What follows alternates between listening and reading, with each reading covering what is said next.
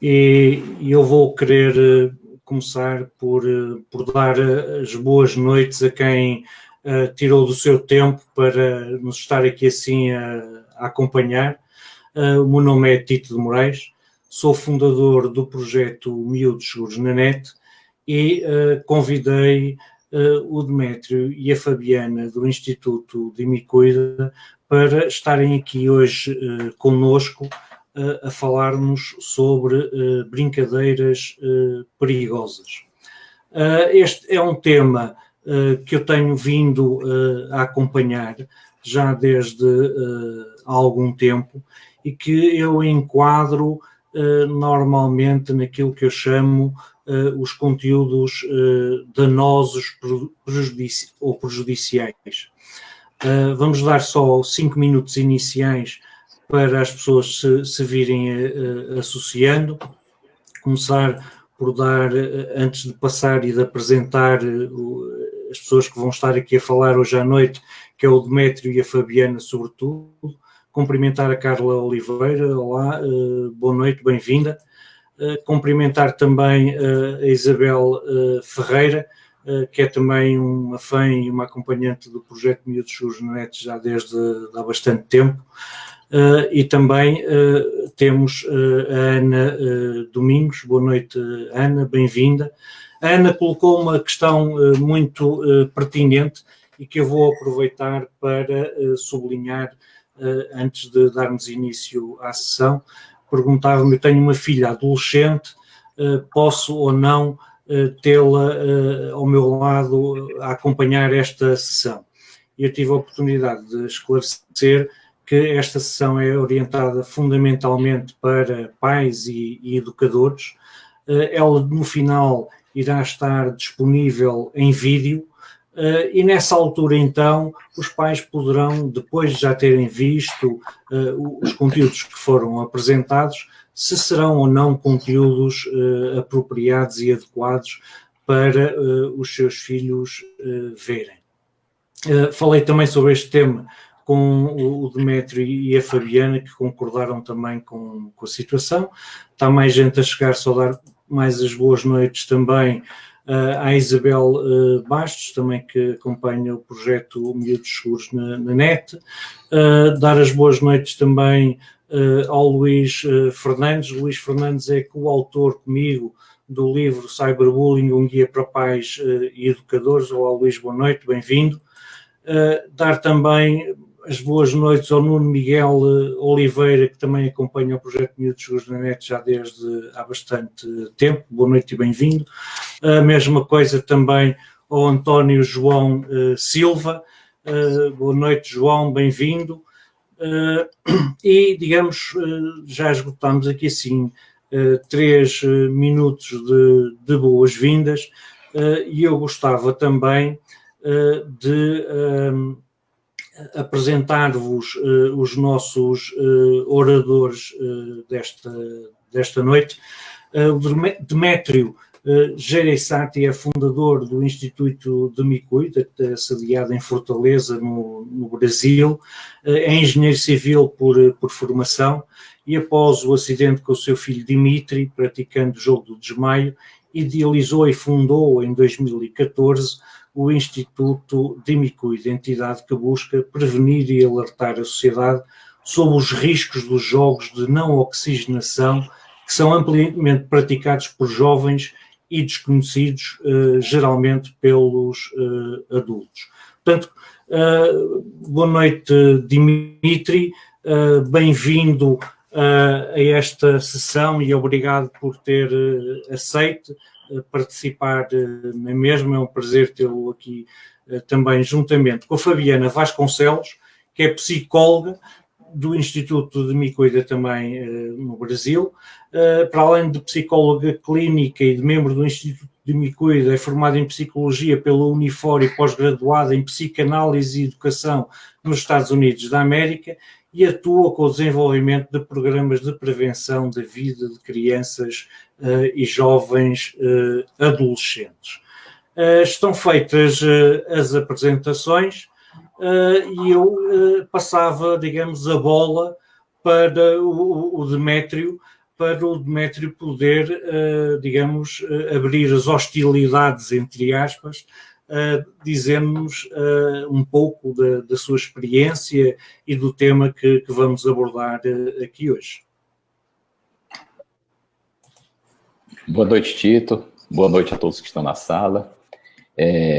Nós ficamos muito gratos pelo convite que nos foi feito de participar desse evento, desse intercâmbio de experiências e de informações.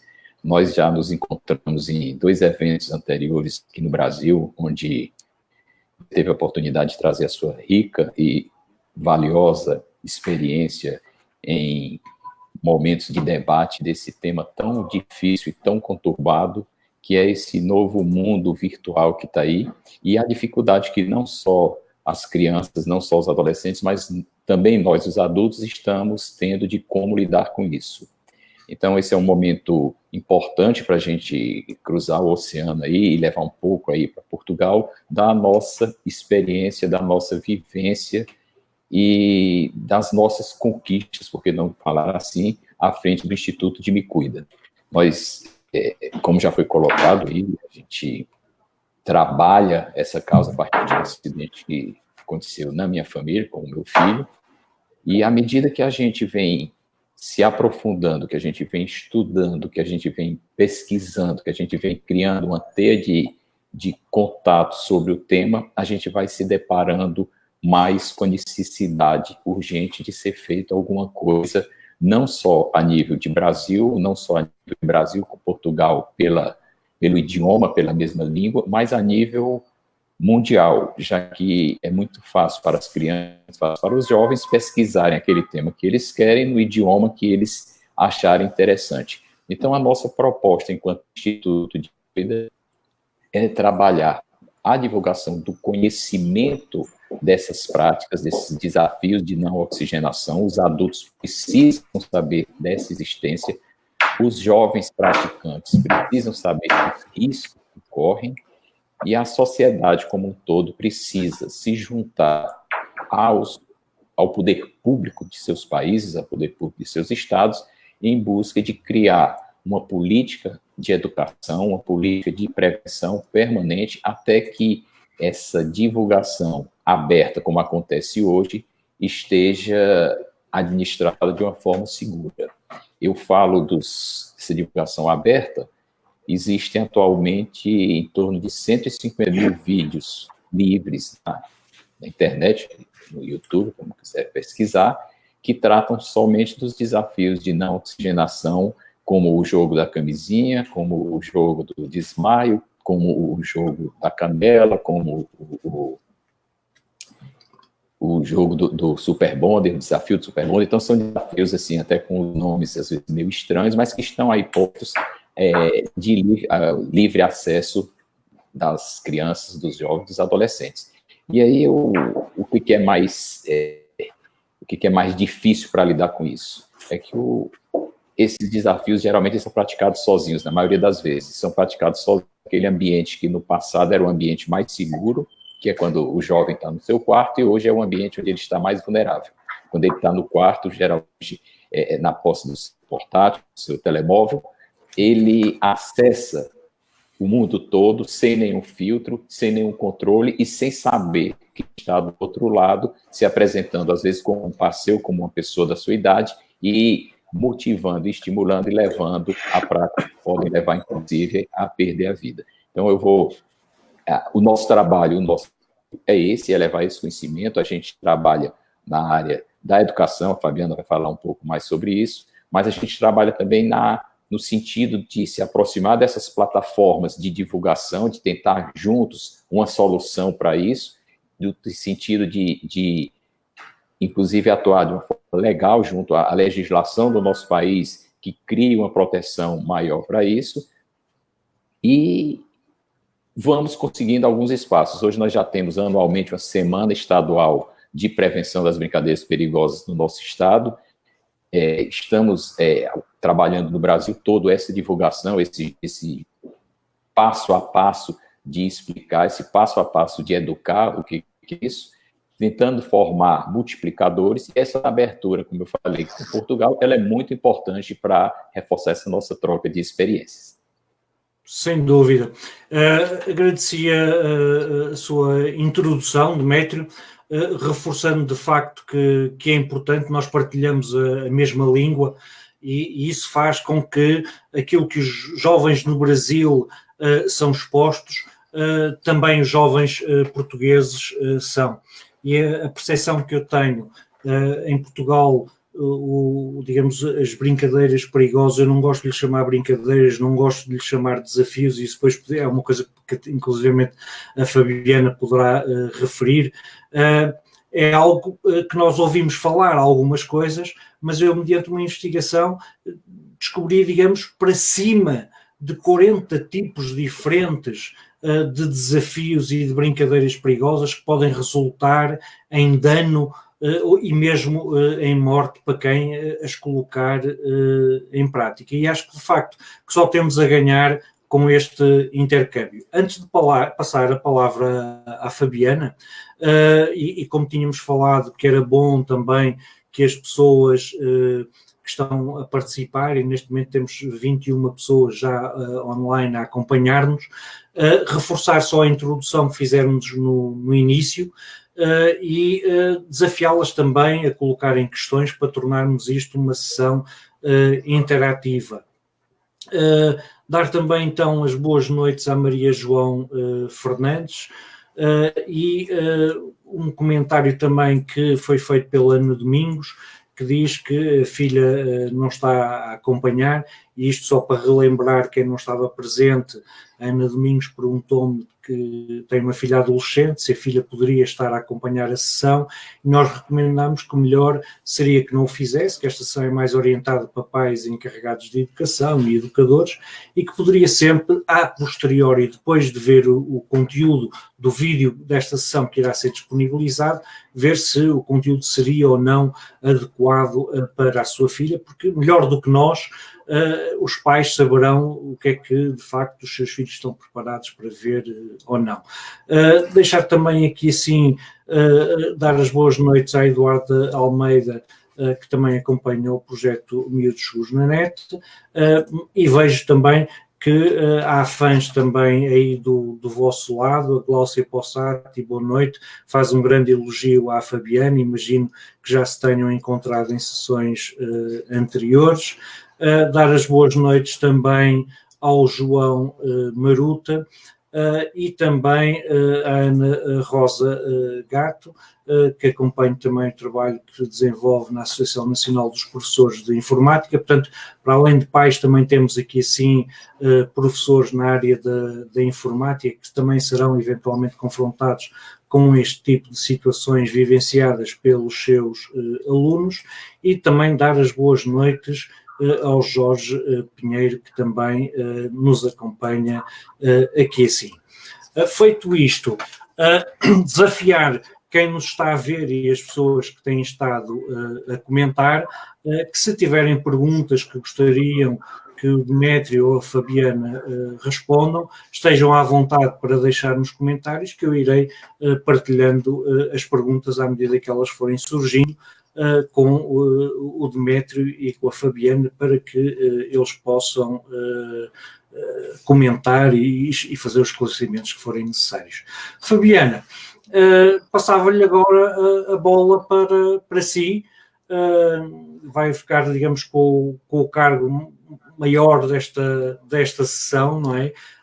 De nos dizer, de facto, o que são estas brincadeiras perigosas, estes desafios, não é? Boa noite, Tito. Boa noite a todos. Muitíssimo obrigada pela audiência. Gláucia, meu boa noite. Obrigada por você estar aí presente. Portugal, Brasil, fazendo essa conexão extremamente importante. Nós conhecemos o trabalho do Miúdos, como o Demétrio falou, há uns 2 anos atrás, e já tínhamos partilhado alguns momentos juntos pessoalmente, e ficamos realmente encantados com essa oportunidade de ter essa comunicação entre os dois países e apresentar o trabalho do Instituto.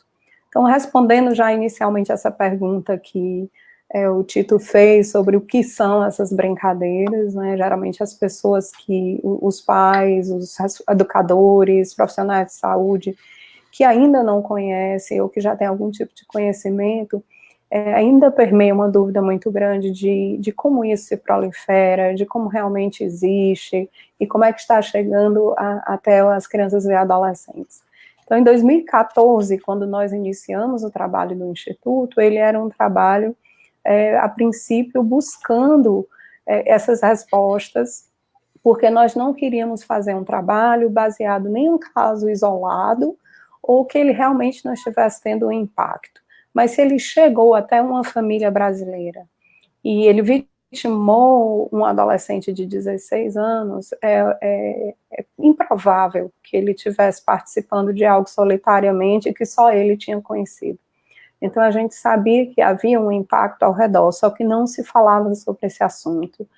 Não se discutia, nem tínhamos nada de formato acadêmico ou estudos na área, na língua portuguesa.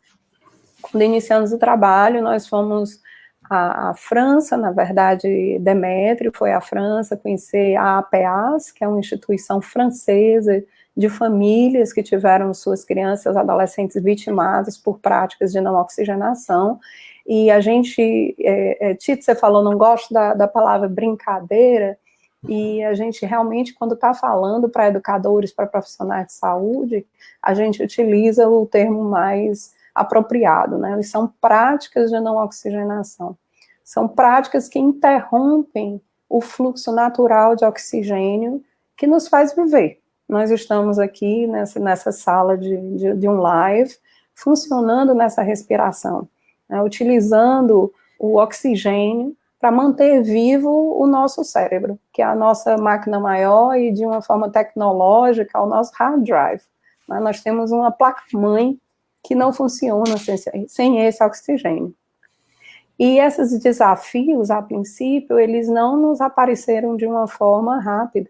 Nós demoramos cerca de 1 ano, até conhecemos o trabalho da doutora Juliana Guilherme, que atualmente mora na França, onde ela agora faz o seu trabalho, mas a pesquisa brasileira de mestrado e doutorado cabe a ela. Foi ela que nos trouxe os dados para que a gente pudesse realmente validar o trabalho do Instituto. Então, Juliana, em 16 escolas brasileiras, ela identificou, entre 1.345 participantes, que 40% desse número, ou seja, 4 em 10 crianças e adolescentes brasileiras, tinham praticado pelo menos uma vez ou continuavam praticando uma dessas brincadeiras ou desafios.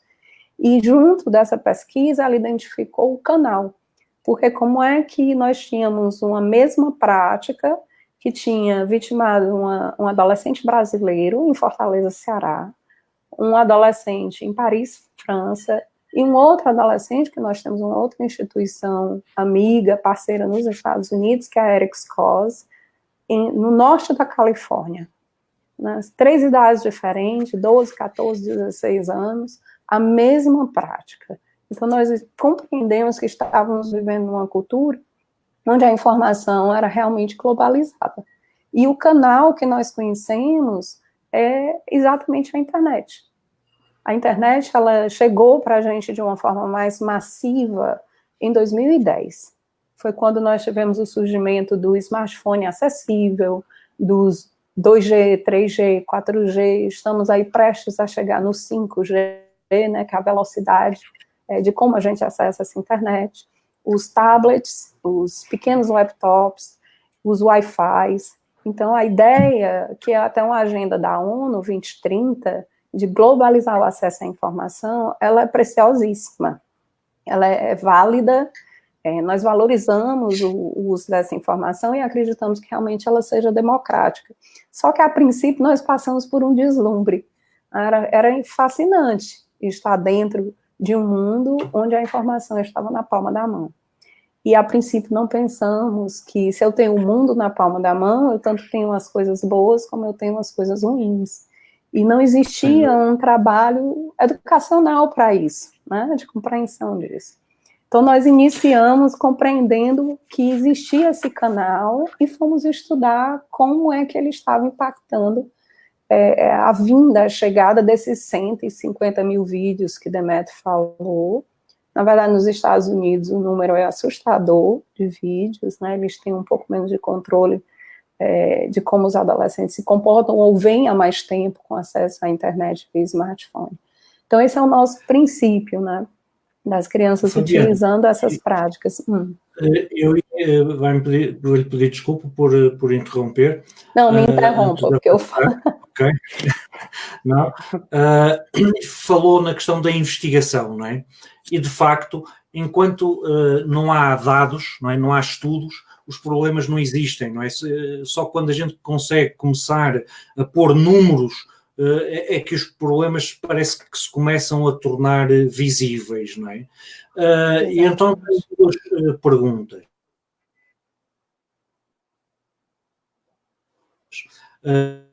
Estamos em Portugal e não consegui apanhar nada. O que não quer dizer que esses estudos não existam. Pode ser é que eu não esteja a conseguir chegar até eles. Mas eu apanhei um dado interessante. Um estudo muito recente do YouKids Online, que é o equivalente português ao que vocês têm aí no Brasil, que é o TIC Kids Online, não é? Sim. Cá em Portugal, eles tinham uma das perguntas, faziam, digamos, questionavam os jovens entre os 9 e os 17 anos sobre a apreciação que eles faziam de si próprios. E então davam dois dados aqui que eu acho que são relevantes para esta conversa. E a pergunta, a afirmação era: faço coisas excitantes mesmo quando são perigosas. E isto, 14% dos jovens entre os 9 e os 17 diziam que o faziam. O curioso é que enquanto nas raparigas os intervalos dos 9 aos 12 e dos 13 aos 17 se mantém, nos rapazes mantém-se nos 8%. Portanto, os rapazes correm mais riscos do que as raparigas, fazem mais coisas perigosas do que as raparigas. O salto nos rapazes é do escalão entre os 9 e os 12 para o escalão entre os 13 e os 17, é um salto de 14% para 21%. Portanto, quase que duplica. Se chegássemos aos 28, não é? Duplicava. E este dado, apesar de não ser específico sobre os desafios ou as brincadeiras perigosas ou as práticas perigosas, mostra-nos que há jovens, cerca de 14%, que fazem coisas mesmo achando-as perigosas porque elas são excitantes. E outro dado é, faço coisas perigosas para me divertir. E aí também a mesma situação. É a percentagem também global nos 13%, mas as raparigas menos, 7% e 6%, consoante o escalão etário, e salta dos 15% para os 20% quando falamos de jovens dos 9 aos 12 ou dos 13 aos 17. Vocês também encontram, digamos, esse dado de que os jovens, normalmente, os rapazes são mais atreitos a estas práticas perigosas do que as raparigas? E a outra questão é se o estudo que indicou é único ou se existem já mais estudos no Brasil sobre essa matéria. Já agora o Luís pergunta também se esses valores, os 40%, ou seja, 4 em 10, se continuam atuais, não é? Tá. Eu vou começar respondendo o Luiz, né, que eu não quero esquecer. Luiz, a pesquisa da Juliana, ela foi concluída em 2016. Nós consideramos 2016 dados atuais. Porém, com a TIC Kids Online, ela mostra que existem saltos muito grandes no uso da internet, principalmente nas classes D e E, com acesso à internet. Então, para a gente manter esses dados realmente atuais, a gente precisaria de um centro de pesquisa, uma pesquisa longitudinal, que mostrasse como está se desenvolvendo essas práticas a cada ano. Nós ainda não temos isso. Eu sei que a França ela tem um interesse muito grande em exercer essa pesquisa. Existe um centro de pesquisa, Demetrio pode até explicar um pouco melhor, ele esteve em reunião sobre essa pesquisa lá, só que toda pesquisa precisa de fundos. né? Nós precisamos de recursos financeiros para exercer uma pesquisa longitudinal. Nós precisamos de pesquisadores e pessoas que estejam realmente atraídas pela área. Nós temos crescido muito aqui em Fortaleza o nosso vínculo com as universidades, com as academias. Recentemente, nós tivemos 3 publicações de universidade, já estudando esse comportamento em adolescentes, tanto do uso da internet como das práticas aqui em Fortaleza. Esses artigos podem ser encontrados na biblioteca do nosso site, em artigos científicos. A gente está tentando, a cada ano, estreitar esses laços com a academia, fazendo esse vínculo do uso da internet com esse comportamento perigoso que você tem mencionado. Na pesquisa da Juliana, ela fez uma curva de Gauss, que é aquele gráfico que mostra, né, o interesse e o desinteresse, ou quando se começa o interesse, quando se termina o interesse sobre práticas desse tipo. As meninas realmente é um número menor, a curva é bem menor, elas iniciam o interesse por uma prática de desafio mais jovens e desistem mais rapidamente dessas práticas. E os meninos, eles iniciam um pouco mais tarde e ficam na prática por muito mais tempo, terminando, né, a pesquisa vai de 9 a 17 anos, concluindo esse interesse por volta dos 18 anos de idade. Então, o que essa pesquisa nos indica também é que existe um fator cultural, isso também está dentro da pesquisa, onde o menino, na sua posição masculina, dentro do tipo de sociedade que nós temos, ele é imposto a esse menino que ele seja uma figura de coragem, uma figura desafiadora, uma figura criativa no seu potencial de líder. E isso pode ser confundido com a ideia de risco, né? Esse é a grande questão da nossa educação, é fazer essa separação. A liderança não é igual a risco, apesar da adolescência, ela impulsionar o adolescente para testar esses limites, isso é comum da adolescência, né? Esse é um aspecto interessante. Demetrio, você quer falar? Sim, sim. Diga, Demetrio. Na última vez que nós tivemos na França, 2 anos atrás, a gente meio que ensaiou fazer uma pesquisa usando a mesma metodologia desenvolvida a partir do convênio que a APEAS tem. Nós devemos voltar lá agora em outubro para dar seguimento a essa ideia, mas passados aí 5 anos, que isso deve acontecer ano que vem, a gente entende como importante atualizar essa pesquisa no Brasil, principalmente porque houve um crescimento muito grande dos grupos de WhatsApp aqui no Brasil, e os jovens hoje se comunicam muito nesses grupos. E esses grupos de WhatsApp, eles também são uma forma muito fácil de disseminar essas práticas. Então, a gente não quer prever nada, mas tem o risco, inclusive, desse número hoje ser mais assustador. Então, é um dos objetivos do Instituto, ano que vem, retomar esse tema da pesquisa com a França e tentar viabilizar, como a Fabiana falou, nós temos algumas dificuldades, porque não é fácil fazer uma pesquisa científica num país tão grande como o Brasil, mas a gente vai ter todo o esforço para fazer isso acontecer em 2020. E é só aí, antes de passar uma pergunta que surgiu aqui também relacionada com França, referir o seguinte: às tantas, nós conseguimos, por exemplo, e essa era uma questão, eu não cheguei a ver o que é que o TIC Kids Online tem, por exemplo, se tem alguma pergunta específica a este tipo de desafios, mas era capaz de ser interessante, por exemplo, desafiar nós aqui em Portugal, a equipa do EU Kids Online, para incluir uma pergunta sobre este tipo de desafios, não é? E às tantas vocês fazerem a mesma coisa no Brasil junto do TIC Kids. E dessa forma conseguiríamos já ter alguns dados que não seriam, digamos, um estudo aprofundado, mas que já nos dariam alguns dados sobre a matéria. A outra pergunta que o Luís faz é se os dados em França são semelhantes aos do Brasil.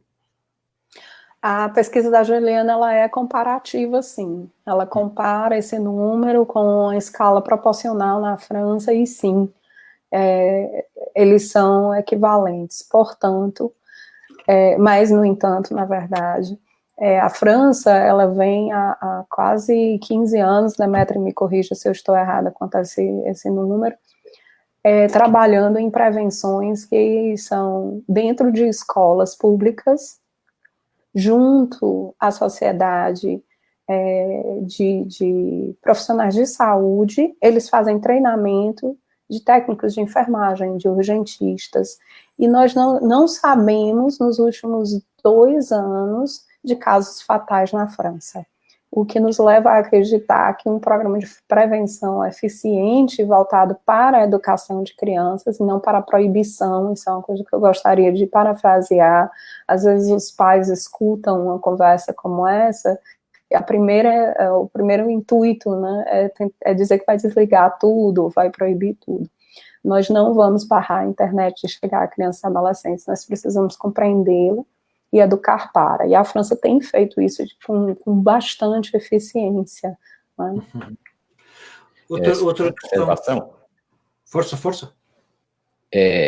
O que ajuda muito no desenvolvimento, na evolução dos programas na França, é que exigiu um envolvimento do Ministério da Saúde e do Ministério da Educação de forma muito grande. Então, a APAS, que é a entidade de lá, foi muito amparada e eles somaram esforços, realmente tiveram campanhas nacionais de divulgação, e incluem hoje na grade das prevenções, sempre as prevenções dos desafios aí de não oxigenação. Então, eles vão conseguindo o resultado à medida em que os gestores públicos reconhecem a existência dessas práticas e entendem da necessidade da prevenção. É aquilo que foi colocado há pouco.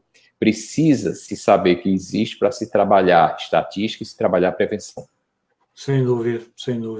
Daí o desafio é assim, lançar-vos o desafio, depois de nos termos conhecido pessoalmente já agora este ano no Brasil, de fazermos esta sessão, que é também no sentido de vermos se há interesse cá em vos trazer para fazer uma formação para formadores, porque acho que enquanto nós não começarmos também a trabalhar este tema com os formadores, não temos também quem vá às escolas falar e abordar estas questões. E a mim tocou-me particularmente um aspecto que o Demétrio referiu quando fez a apresentação agora em Curitiba, que foi estes casos muitas vezes são diagnosticados como suicídio em termos de exames post-mortem e não como mortes acidentais. E isso faz com que este problema muitas vezes não possa ser na realidade diagnosticado. Daí a importância de envolver não só as pessoas na área da educação, mas também na área da saúde, ao nível dos pediatras que trabalham para os ajudar a detectar sinais, por exemplo, mas também com quem faz, digamos, as autópsias e esse tipo de situações, com como é que se chama? A coisa forense, não é? Agora está-me a escapar o nome. Mas é necessário envolver esse tipo de pessoas também, e vamos ver se desta sessão surge de facto de interesse em vos trazer cá para fazermos uma formação de formadores, que parece que me seria interessante. Estão a surgir aqui assim também questões. A Ana Domingos diz, no sentido da educação, de facto, que temos que trabalhar, e vai de encontro à vossa perspectiva, não é? E a Isabel Ferreira também adianta que, parabéns, doutora Fabiana, concordo que proibir não é a melhor solução. De facto, nós temos é que saber como lidar com este fenómeno. E uma das questões que me surpreendeu, e agora algo que já não sei se foi a Fabiana, se foi o Demétrio que referiu, foi que estas práticas normalmente eram feitas de uma forma solitária. E isso a mim surpreendeu-me, porque alguns dos vídeos que eu tenho visto, muitas vezes são práticas que são feitas no recreio da escola. Ou seja, onde eu percebo que haja a dinâmica da pressão dos pares, não é? da pressão de tu não tens coragem para fazer e isso. São capazes de elaborar um bocado sobre isso? Sim, quer falar, né, Neto? Eu posso? Pode falar. Tá. Bom, também dados de pesquisa, essas práticas, elas se iniciam em grupo. E elas são preferencialmente executadas nos pátios de escola, sim. Ou nos pátios de condomínio. Aqui no Brasil, as famílias moram muito em agrupamentos, ou de apartamentos ou de casas. É um formato de existência no Brasil. As nossas casas e apartamentos, elas são muradas e são em agrupamentos. Então, é o espaço onde o adolescente, onde está em busca, né, aos 11 anos de idade, ele entra numa busca do seu grupo. Quem eu sou nesse mundo, que sujeito sou eu, como é que eu posso me identificar como indivíduo nessa sociedade, nessa cultura onde eu existo. E a cultura do jovem e do adolescente hoje em dia, ela é ligada à internet, só que ele precisa ainda da necessidade do agrupamento, e ele vai à escola. A escola é o campo principal onde crianças e adolescentes formam seus grupos. Então, essa ideia, ela surge a partir de, eu vi uma brincadeira nova, é um jogo legal, e nós vamos fazer amanhã lá na escola. Amanhã eu te mostro. Existe uma comunicação desse tipo, e no outro dia eles escolhem espaços que são mais reclusos dentro da escola, ou salas vazias, onde eles podem fazer a prática e a brincadeira com o seu grupo de amigos. E esse grupo de amigos, ele é misto. Meninos e meninas participam. Certo. O que acontece com o tempo é que essa prática, ela pode se tornar uma vontade e um desejo relacionado a uma sensação eufórica, e aí a gente já está falando de uma sensação corpórea. Ela pode sentir uma euforia, uma descarga de adrenalina a fazer aquilo, ou ele vai sentir uma sensação de relaxamento. Ela cria um vínculo subjetivo com a ideia da prática. Nós já tivemos casos onde a mãe identificou o adolescente fazendo uma dessas práticas, e a pergunta que ela fez para ele foi, mas por quê? E ele diz, porque eu não tenho nada para fazer à tarde. Então, ele achou uma prática que foi demonstrada para ele, e enquanto ele está em casa à tarde, ele diz, eu vou fazer a prática que eu aprendi lá na escola. Só que a diferença, ela é simples. Se eu estou em grupo e eu passo mal, o que acontece na maioria das vezes, às vezes o adolescente ele pode ter uma mini convulsão antes de retornar à consciência, ele, em grupo, se ajuda. Sozinho, certo. não tem como. Né? Isso, Então, ele realmente aprende um pouco. Isso leva-me a uma outra questão que me ocorreu agora. De facto, nós também estamos aqui a falar de jovens e de adolescentes, mas esta prática é também uma prática que está associada a práticas sexuais. Eu recordo, por exemplo, houve um ator chamado David Carradine, que morreu dessa forma. E houve na altura a questão exatamente se seria suicídio, se seria uma morte acidental. Portanto, não é uma questão exclusiva dos jovens e dos adolescentes, não é? Não, mas tem uma diferença também na pesquisa. O que se identifica da motivação com adolescentes é realmente o desafio de estar fazendo algo perigoso e que pode me dar uma sensação prazerosa. Se ela persiste para fora da adolescência, se ela não termina com a curva que é apresentada na pesquisa, que é 17, 18 anos, ali você identifica uma parada desse interesse, e ela persiste como algo adulto, a gente está falando de um fetiche, né? A gente está falando de algo psicologicamente, emocionalmente, que precisa ser tratado ou não, né? Depende das circunstâncias que a pessoa está utilizando aquilo. Mas em dados de pesquisa médica também, e tem vários dados nos Estados Unidos, há uma diferenciação de motivação e interesse. Sem dúvida, sem dúvida. É bem claro. Vão surgir mais perguntas e acho que se torna mais interessante se eu as for colocando. Luís Fernandes também pergunta se o número de mortes devido a estas práticas é significativo no Brasil. Significativo, para mim, é não é? Quando há uma pessoa que morre em função dessa prática, mas eu percebo a pergunta de Luís, ele estará a perguntar, digamos, de que números é que nós estamos a falar, não é? Quer falar, Demetrio? Não, eu vou deixar você falar, só fazer uma colocação. A Fabiana vai passar um pouco dos números que a gente tem, não são números oficiais, porque a gente trabalha com os números que chegam, ou eventualmente são divulgados na imprensa, ou números que chegam ao conhecimento do Instituto. A gente recebe muito, infelizmente, aviso de prática, aviso de acidente com morte. Aconteceu um caso aqui no Brasil ano passado que chamou muita atenção, que foi uma garota de 7 anos praticando um desses desafios de não oxigenação que perdeu a vida.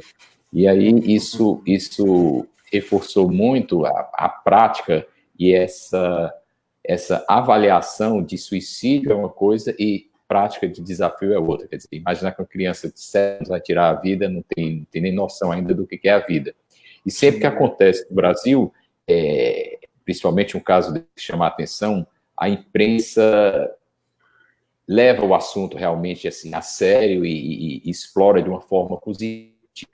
Agora, não se mantém, isso não vira um movimento permanente de prevenção. Então, certo. a gente consegue ter esses números porque os números chegam a gente. Então, por exemplo, talvez outro país que não tenha uma frente dessa ou iniciativa, os acidentes estejam acontecendo, as vidas estão sendo interrompidas, mas estão indo para aquilo que a gente já falou, para um cadastro, para uma estatística de suicídio, que é um problema seríssimo também, mas que, infelizmente, são outras motivações. Fabiana, pode terminar isso. Nós temos um mapa, esse mapa de vítimas, ele pode ser acessado também dentro do site do Instituto. Ele é feito um mapeamento por uma ferramenta da própria Google, onde ela nos permite entrar informações sobre os casos de forma anônima. A gente não divulga os nomes das famílias, ele vem com a localidade, a idade da criança e o desafio que foi praticado. Essas vítimas, esse número, nós estamos em 43 no momento, entre vítimas fatais e com sequela.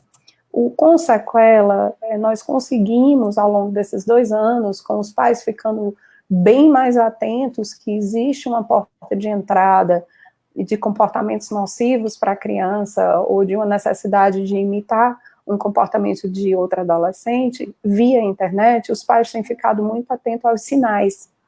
Esses sinais também estão na nossa cartilha. A gente ensina aos pais como identificar os sinais. Então, nós temos também salvado vidas de adolescentes só por essa identificação de sinais. Nós temos várias famílias que conseguiram nos acessar e nós, mesmo de longe, nós não precisamos estar presenciais para fazer isso. Nós conseguimos moderar a atuação da família, dos cuidadores com esse adolescente. E temos tido excelentes resultados. Agora, nos Estados Unidos, a Eric's Cause, eles usam uma ferramenta chamada Tableau, que é um software. Nesse software, a Judy Rogg, que é a presidente e fundadora da Eric's Cause, também perdeu o filho com 12 anos, ela consegue entrar em números mundiais. Como ela gere um grupo de famílias online, no Facebook, mas é um grupo que você tem que pedir para entrar, são de mães e pais e cuidadores de vítimas.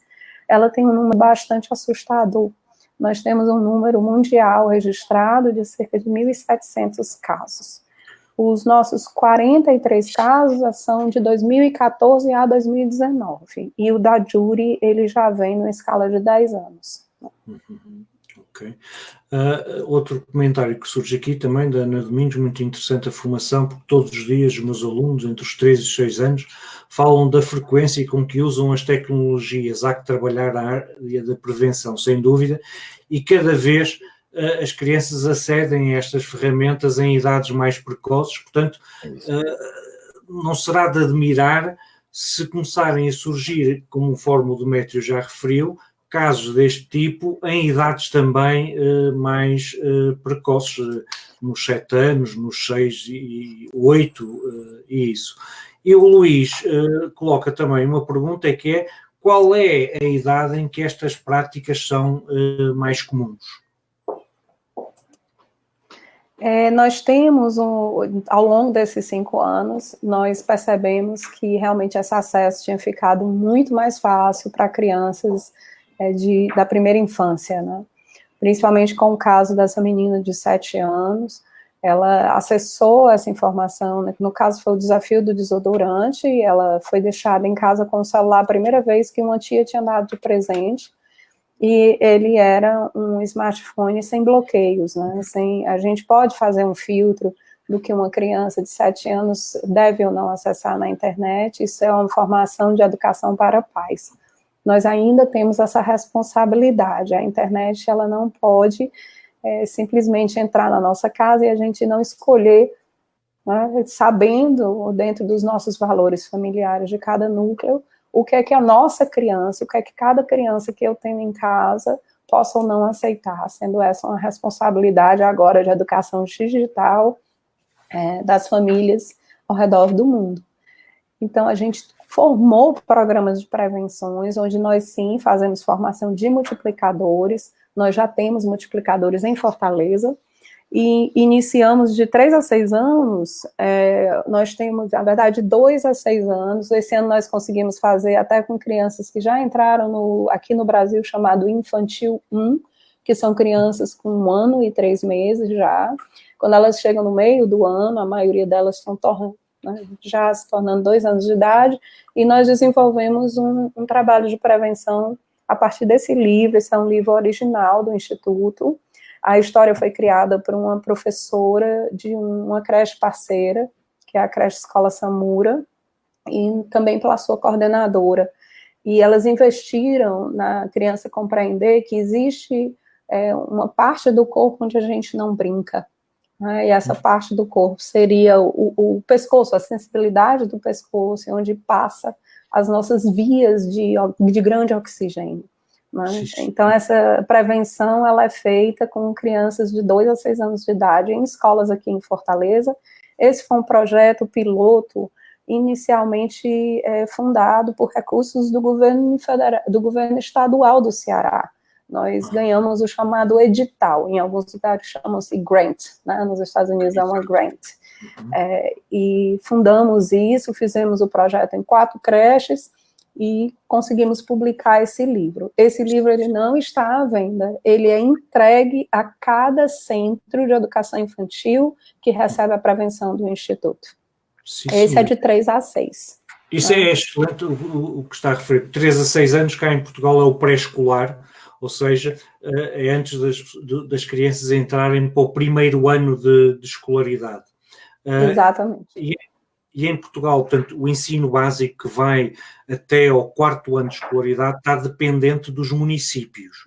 Portanto, é algo que, se houver um município português que esteja interessado em implementar e dinamizar um projeto piloto, por exemplo, com a vossa colaboração, é perfeitamente possível, com a vossa colaboração, criarmos cá um projeto piloto que abranja o pré-escolar de um município, não é?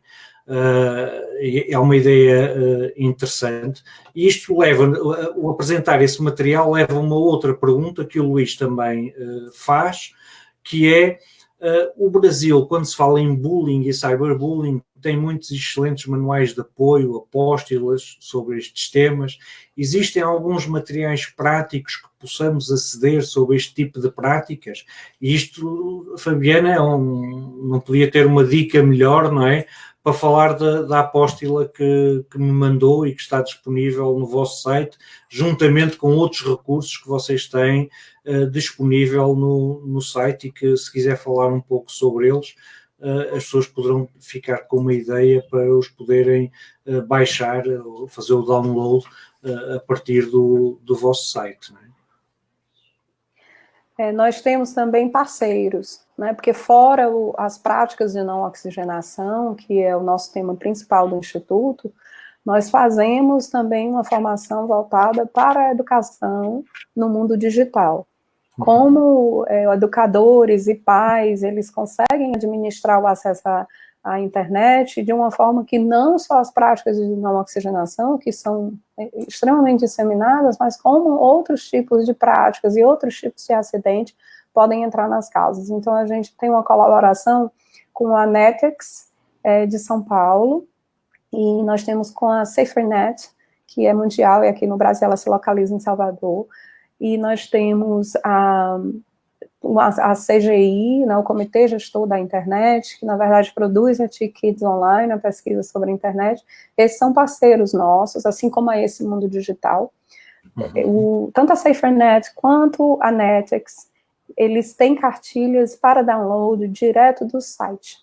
Não só a nossa, porque a nossa não trata direto, o bullying, ele tem uma participação no impulsionamento dessas práticas no grupo, isso também está na pesquisa da Juliana, mas o tratamento do cyberbullying e do bullying, ele é uma ferramenta adicional ao nosso trabalho. Então, nós utilizamos também o conhecimento dessas instituições parceiras, né? Eu recomendo o acesso a esses sites. Eles têm muitos trabalhos e fácil de ler e de compreender, e que ajudam muito as famílias a entenderem como fazer esse tipo de proteção. Já com a Alessandra, para fazermos uma sessão semelhante a esta, na sequência também da conversa que tivemos no Brasil. Sei que eles têm também, Alessandro, portanto, do Netix, que têm recursos também nesta área, e é de facto complementando o trabalho uns dos outros que nós progredimos também, não é? Outras questões que estão aqui assim, portanto, visitem o site do Instituto de imicuida.org.br e encontrarão na parte de biblioteca, se não estou em erro, não é, Juliana? Uma série de recursos sobre esta temática, na qual se inclui uma cartilha sobre este tema. Só para tentar perceber também aqui assim algo que eu vi que tinha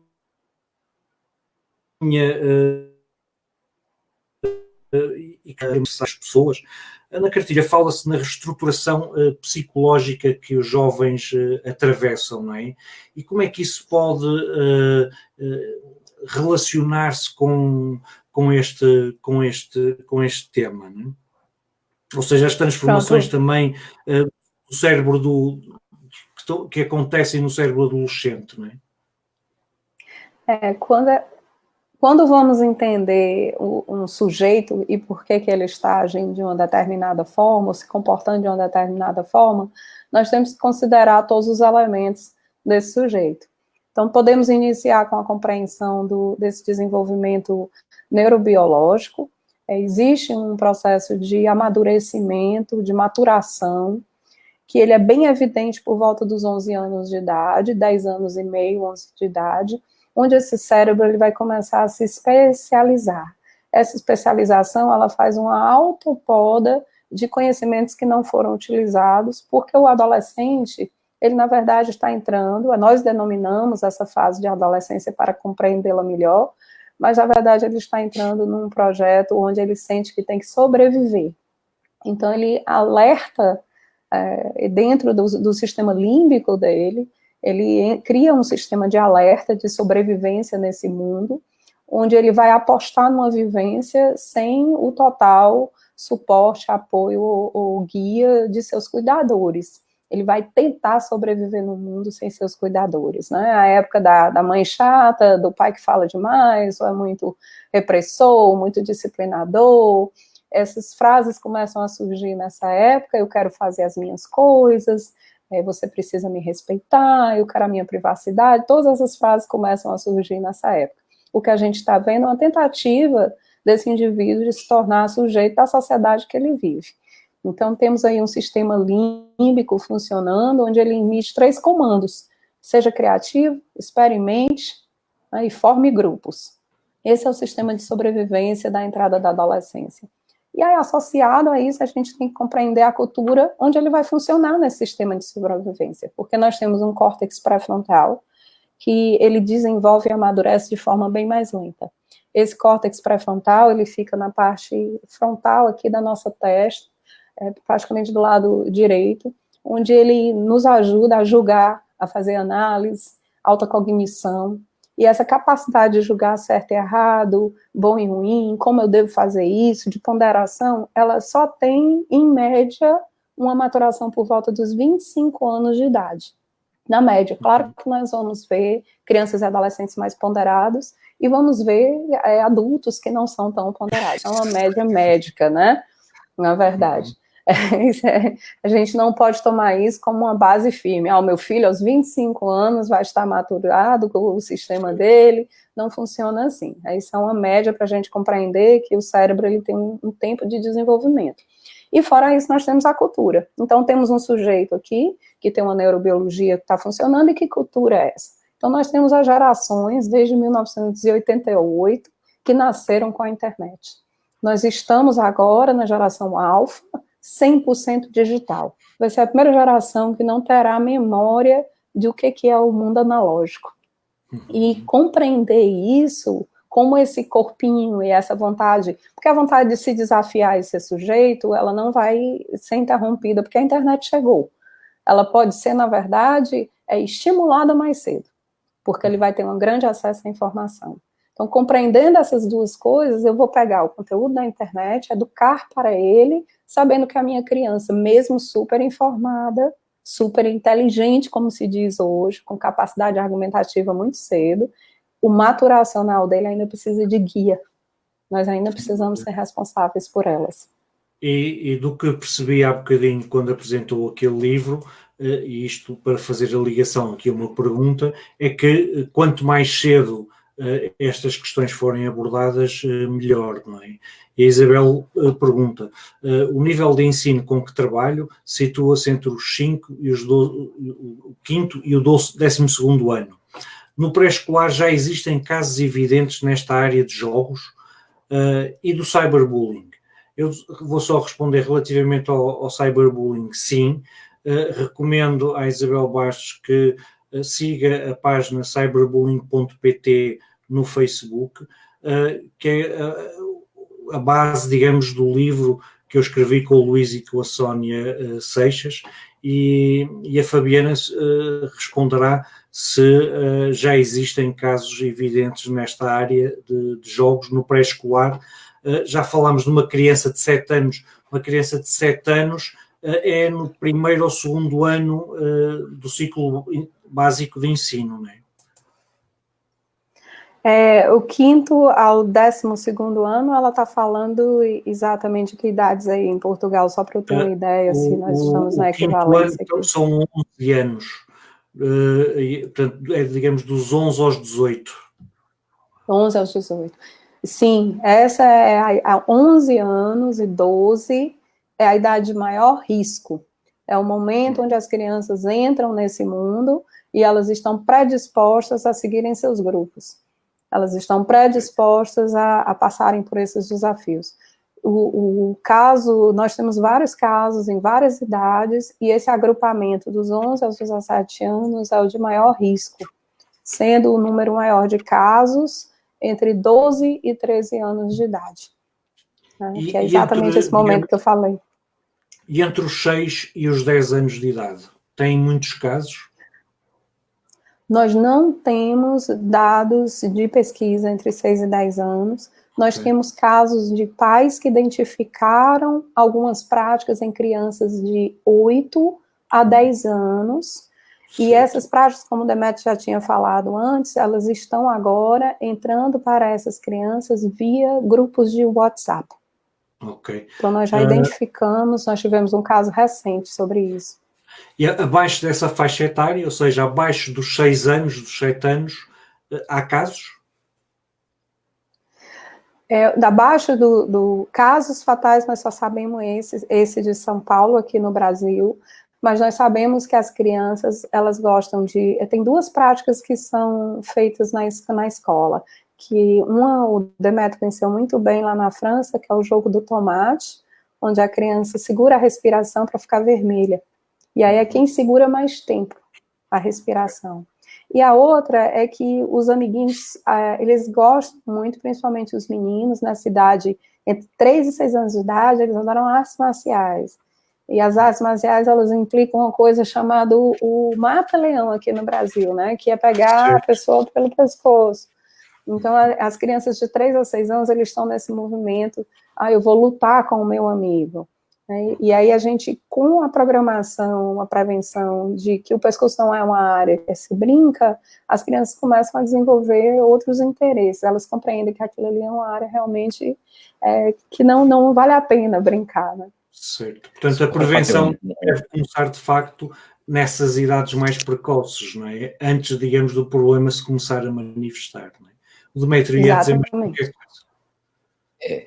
Só complementando, ao mesmo tempo em que cada vez mais cedo os jovens vão praticando, nessa idade eles têm menos malícia. Então fica mais fácil, às vezes, eles falarem que praticam, até para os pais, às vezes, ou se identificarem da prática. Daí a importância dos adultos em serem os sinais da prática. Muitas pessoas ligam para o Instituto, como a Fabiana falou, que perceberam que estava praticando sinais exteriores, existem sinais ambientais e existem sinais de comportamento. Então, isso, nesse momento, assim, é muito importante porque se evita muito acidente. Eu tive uma oportunidade que estive conversando com um neuropediatra e eu perguntei se chegasse um pai, uma mãe com uma criança reclamando de recorrentes enxaquecas, de dor de cabeça constante, se cogitaria, dentre as possibilidades, de ser a prática de não oxigenação, quer dizer, vai reduzindo o fluxo de oxigênio e vai começando a ter cada vez mais dor de cabeça. E a resposta dele foi muito sincera, ele disse, nós, como neuropediatra, nós não conhecemos e não cogitamos essa possibilidade. E muitas vezes uma criança dessa poderia estar praticando o jogo. Então, nesse momento, é muito importante que as pessoas que estão participando aqui dessa riquíssima conheçam já as práticas, os sinais da prática, porque isso já pode salvar algumas vidas. Sem dúvida. Eu na sexta-feira, vou estar a fazer uma apresentação sobre redes sociais numa cidade aqui no norte de Portugal, num encontro de pediatras. E vou exatamente referir essa questão, porque me parece da maior relevância. Os pediatras, de facto, podem detectar sinais que passam despercebidos aos pais e aos professores, mas os pediatras também só podem detectar esses sinais se estiverem despertos para este tipo de práticas. Porque se não os tiverem, provavelmente esses sintomas poderão, imagino eu, ser confundidos com sintomas de outras coisas, não é? Exatamente. Ora bem, nós tínhamos previsto uma sessão de cerca de 1 hora, esgotámos essa hora. A Fabiana tinha preparado uma apresentação para nós, mas nós entusiasmámos-nos com a conversa. Não sei se a Fabiana quer acrescentar algo, digamos, que seja relevante e muito importante, por exemplo, mostrar da sua apresentação. Podemos pegar nessa apresentação e percorrê-la rapidamente. Outra alternativa também seria quem tiver alguma questão pertinente, digamos, para colocar, que o faça agora. E nós, não sei se a Fabiana e o Demetrio têm mais 10 minutos para estar connosco. Temos, com certeza. Pronto. Tranquilo. Então vamos dar estes 10 minutos a ver se alguém tem alguma questão assim que queira mesmo colocar e que seja pertinente. O Luís já colocou uma. Os youtubers no Brasil têm tido algum tipo de participação em alertar para o perigo dessas práticas? Infelizmente, o papel dos youtubers no Brasil até então tem sido muito mais no sentido de divulgar essas práticas, porque aí a gente entra num assunto bastante complexo. A busca da fama pelos youtubers e a monetização por aquele conteúdo que desperta curiosidade de milhões de pessoas acaba estimulando cada vez mais que esse tipo de material esteja exposto. Nós estamos tentando trabalhar junto às plataformas, estamos com um canal de conversa, um canal muito saudável, que iniciou-se há pouco tempo aqui no Brasil, para que a gente tente acabar com esse movimento. A questão é muito clara, nós não temos nada contra os youtubers. Nós não podemos ficar parados em relação ao conteúdo que leva ao risco de perder a vida, que não tem nada de positivo, de estar exposto de uma forma tão irresponsável como acontece hoje. Então, nós temos aí o sonho do youtuber do bem, que seria esse youtuber que foi colocado aí na pergunta, que nos ajudaria nesse combate. A gente espera um dia chegar lá. Sim, senhora. Vamos ter que convencer youtubers a associarem-se a esta causa. Fabiana, eu vou partilhar então a sua apresentação. E vou passar, digamos, os slides, e se houver algo que queira focar em particular, portanto, temos o primeiro slide que fala um pouco sobre a história do Instituto de Me Cuida, e que já foi aqui assim referido. Que se quiser ir falando, Fabiana, esteja à vontade. Essa parte aí também nós cobrimos, nós damos alguns exemplos dos jogos, né? Demetrio mencionou alguns. Nós estamos aí no porquê praticam. Eu acho que essa pergunta é sempre a que aparece, né? O nosso primeiro item aí tem acesso irrestrito ao mundo digital, necessidade de pertencer a grupos, a busca por sensações e emoções internas, o foco apenas em sensações positivas, ignorando consequência, busca por novidade, necessidade de desafiar e a capacidade de julgamento não amadurecida. Esses são os itens principais, sendo o número 1 esse acesso irrestrito, né? Esse é um slide importante para compreender a motivação, o que é que está acontecendo aí com as crianças e adolescentes. O acesso irrestrito a conteúdos a que as pessoas ainda não têm a maturidade para discernir, não é? E fazer julgamentos sobre se aquilo é uma prática que envolve risco ou não e que riscos é que pode implicar, não é? E nós temos também aqui no Brasil, o Demetrio falou dessa disseminação via youtubers. Infelizmente, nós temos um fascínio aqui pelo o chamado, eles se autoproclamam, né? Eles são o desafio hardcore, eu sou o desafiador do Brasil.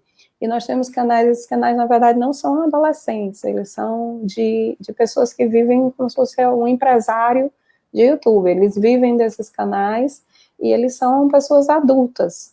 E esses adultos, eles trazem essa questão do desafio, mostrando que é possível gerar uma empresa através disso. E há uma isenção desse comportamento que ele diz assim, não faça isso em casa, como se isso fosse regra para adolescente, né? Então, a gente precisa... É uma forma de se desresponsabilizarem ao fim e ao cabo, não é? É verdade. Aí, nesse segundo, nesse próximo slide, nós falamos dos riscos, né, os vários danos de saúde, e Tito, fica à vontade de levar esses riscos para a sua reunião, o seu encontro com os pediatras, porque o conhecimento desses riscos, desse quadro, ele ajuda quando um urgentista do SAMU ou um médico pediatra recebe uma criança com esses sintomas, que pelo menos entre na possibilidade da lista de diagnósticos que ele está traçando naquele momento. E para os adultos, a gente estimula o conhecimento da internet. Nós não temos como não conhecê-las. Os não nativos digitais, os imigrantes digitais e até mesmo os millennials que cresceram com a internet, já têm sua primeira geração de filhos, eles não podem se isentar de um conhecimento da internet e o que é que ele, como cuidador de uma criança, gostaria de fazer com isso. A gente não pode dizer mais, eu não sei como eu mexo nesse aparelho. O aparelho existe, você utiliza, e você precisa conhecê-lo. né? Vamos apertar os botões que tem dentro desse smartphone. A frase que eu costumo usar é os pais têm que ser pais online também, não se podem limitar a ser pais offline. Mas como também, por outro lado, nenhum pai tem a capacidade de acompanhar os filhos 24 horas por dia, a família também tem que ser família online, não se pode limitar a ser família offline. E como pais e como família temos a obrigação de conhecer as ferramentas tecnológicas também que nos podem ajudar nessa tarefa de acompanhamento dos nossos filhos, não é? Exatamente. E aí eu queria, na verdade, os sinais da prática estão aí, mas esses sinais da prática podem ser encontrados na cartilha, na verdade, bem explicado na cartilha, não só de desafios, como também de outras violências. Nós temos aí os sinais ambientais e comportamentais. É possível identificar se uma criança ou adolescente está envolvido com algum tipo de prática. E se você desconfiar, ou um pediatra desconfiar, a primeira pergunta é o acesso. O Demetrio já falou dessa parte, eu também já reforcei, você também, não é suicídio. Eu queria falar brevemente aí, com o nosso tempo já esgotado, na verdade, dos nossos modelos de prevenção. Aí estão eles. Nós elaboramos e é possível multiplicar isso. Nós montamos de uma forma que a nossa primeira mentora foi a APAS com a Juliana Guilherme, e nós montamos a partir do que a criança ou adolescente precisa nesse momento. Então, os adolescentes me disseram uma vez, nós queremos ser ouvidos. E aí nós montamos a chamada Oficina do Brincar, que é uma dinâmica grupal, onde ela faz um diagnóstico de comportamentos todos, né, que podem envolver algum tipo de violência, e nesses 4 anos de prevenção, nós raramente, se nós tivermos tido 2 grupos que não mencionaram práticas digitais, nós temos muito. E aí, a partir desse compartilhamento dos adolescentes, nós trabalhamos com a prevenção do que deve e não deve ser olhado na internet. O que eu faço muito com os adolescentes é fazer com que eles compreendam que se eles acreditam que podem ter o mundo na palma da mão, eles têm que amadurecer para esse mundo na palma da mão. A gente coloca um pouco dessa responsabilidade também para eles, né? Todos esses programas, eles podem ser multiplicados. O trabalho do Instituto é fazer com que cada programa desse chegue a diferentes partes do mundo, se fosse possível. Então, nós não trabalhamos com a ideia de que é nosso material, a gente trabalha com a ideia de que precisa ser multiplicado. Sim, senhora. Aí são as nossas ações. Não é? Isto é o que tem. Exatamente, é isso que faz. Exatamente. Aí são alguns dos nossos dados. Nós trabalhamos anualmente com a coleta desses dados, nós temos um arquivo onde nós mantemos todos os dados, que agora as universidades estão interessadas em pesquisar esses dados, porque para cada prevenção é feita uma avaliação do que foi ali coletado, aprendido, percebido, né?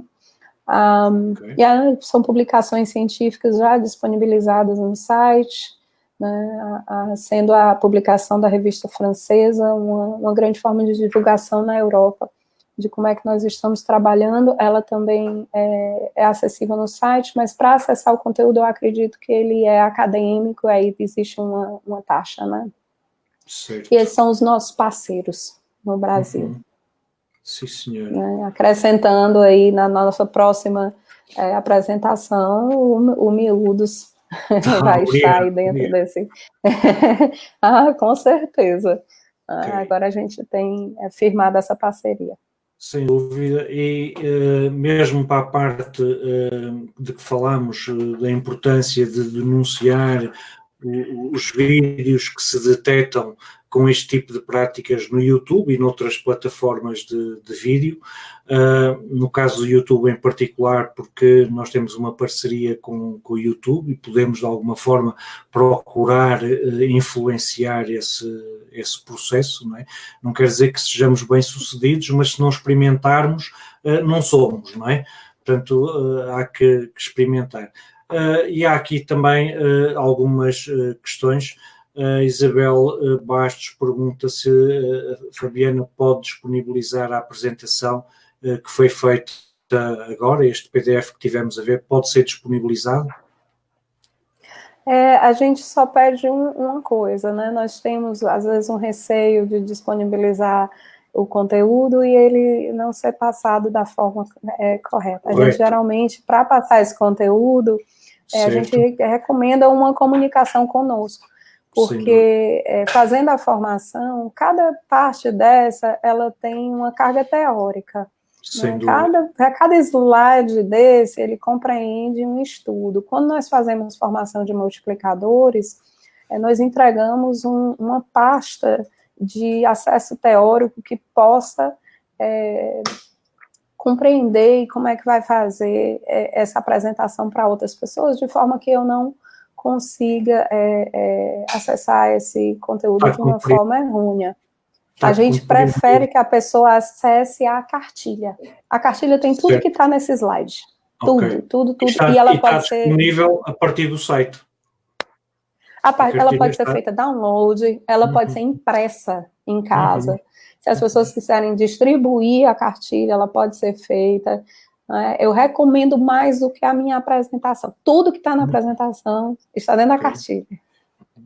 Aqui a Débora Borges também refere que para adquirir o livro do Instituto de Me Cuida, Tem Perigo no Ar, pode aceder ao site temperigonoar.com.br, portanto também é um recurso disponibilizado com a colaboração do Instituto de Me Cuida.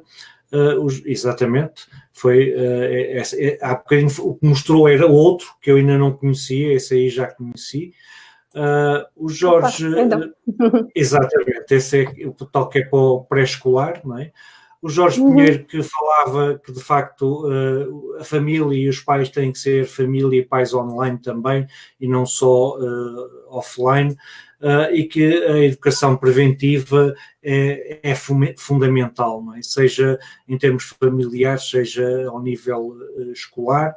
A Ana Domingos acrescentava, vamos então difundir estas práticas preventivas para que possam ser implementadas, e Isabel Bastos respondia que ok, compreendeu a explicação que deu para a não disponibilização da apresentação, mas Isabel, conforme a Fabiana disse, se aceder ao site do Instituto de Me Cuida, tem acesso a uma zona que, se não estou em erro, é biblioteca, onde estão disponibilizados uma série de recursos.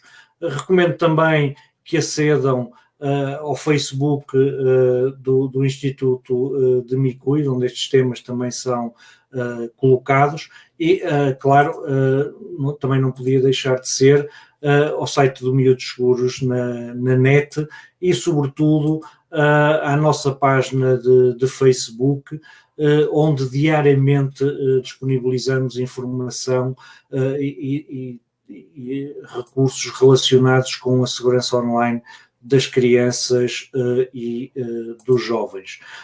Nós já vamos com mais de 1h15, portanto já excedemos largamente o tempo que a Fabiana e o Demétrio nos dedicaram e que muito agradeço. Agradeço a todos a vossa e connosco de 20 pessoas online. Neste momento estamos 24, e deixava para a Fabiana e para o Demétrio, se quisessem deixar umas palavras finais antes de fecharmos.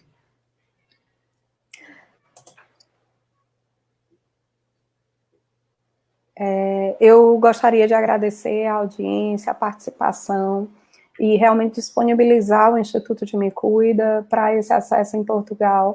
Nós temos dentro do site também uma parte de contato, então estão lá disponibilizados e-mails, telefones fixos, telefones celulares com WhatsApp. Nós utilizamos as tecnologias e a gente está aqui para fazer esse vínculo cada vez mais estreito com Portugal. Então, Tito, muitíssimo obrigado pelo espaço. Obrigado, nós. E uma boa noite a todos. Para vocês também. Demétrio. Agradeço a participação, principalmente. Eu acho que o nosso evento ele foi bem movimentado pelo alto nível de interesse e das colocações, das perguntas que foram feitas. O Instituto de Me Cuida não cuida das crianças, dos jovens cearenses, das crianças e jovens do Brasil, nós cuidamos das crianças e dos jovens do mundo. Então, eu acredito que nesse momento a gente esteja se irmanando, a gente esteja nas mãos, vocês que estiveram aí com a gente já fazem parte do Instituto de Me Cuida, a gente já conta com o acompanhamento do nosso trabalho ali, principalmente no Facebook, a gente conta com participar, seja mencionando coisas positivas, seja mencionando coisas ou aspectos em que a gente possa atuar para evitar essas práticas, evitar essa difusão dessas informações. Então, fica aqui o nosso agradecimento e a gente está à disposição, Tito, foi ótimo o evento, eu reforço, e a disposição para a gente seguir adiante com outros eventos assim tão ricos e tão importantes como esse. Boa noite. Sim, senhora. Muitíssimo obrigado mais uma vez, Demétrio e Fabiana, pela vossa generosidade em partilharem os vossos conhecimentos connosco. Como diziam, esta esperemos que seja a primeira de outras ações. Vamos partilhar conhecimentos e experiências, vamos nos enriquecer mutuamente, bebendo das experiências e do conhecimento de uns e de outros, e esperemos de facto que este seja o primeiro de muitos, e que outros se sigam, seja com o Instituto de Me Cuida, seja com outras entidades e organismos, seja em Portugal, no Brasil ou noutros países, que queiram prestar esta colaboração e partilhar conhecimentos por uma causa comum. Muito obrigado a todos por terem participado também, por terem tirado do vosso tempo para estar com a vossa família, mas para benefício também da vossa família, e até uma próxima oportunidade. Muito obrigado e boa noite a todos.